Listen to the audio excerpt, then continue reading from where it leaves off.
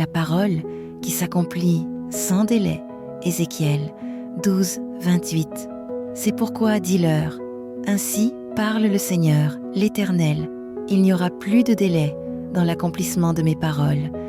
La parole que je prononcerai s'accomplira, dit le Seigneur, l'Éternel. Réflexion. Dieu parle ici à un peuple lassé d'attendre. Les promesses semblaient lointaines, les paroles prophétiques reportées, et le cœur humain, fragile, commençait à douter. Alors, l'Éternel tranche avec autorité, il n'y aura plus de délai.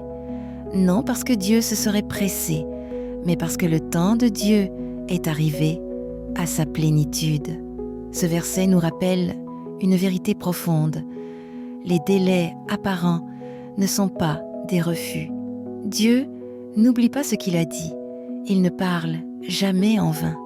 Quand il prononce une parole, elle chemine peut-être en silence, mais elle avance avec certitude. Il arrive un moment où Dieu transforme l'attente en accomplissement, l'espérance en réalité, la promesse en événement.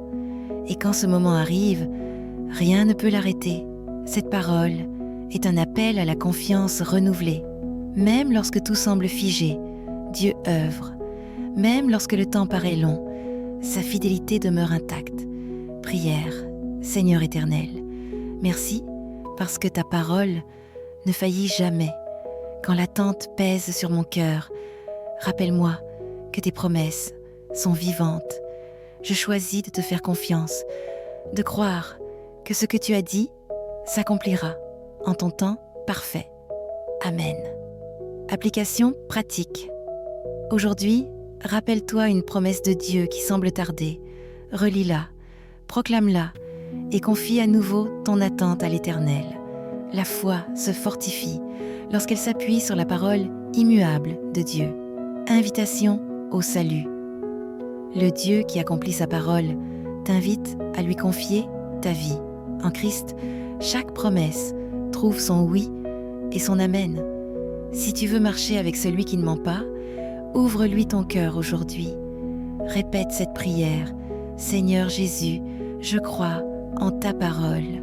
Je te confie mon attente et mon avenir. Entre dans ma vie, accomplis tes desseins en moi et conduis-moi dans ta vérité. Je te reçois comme mon Sauveur et mon Seigneur. Amen.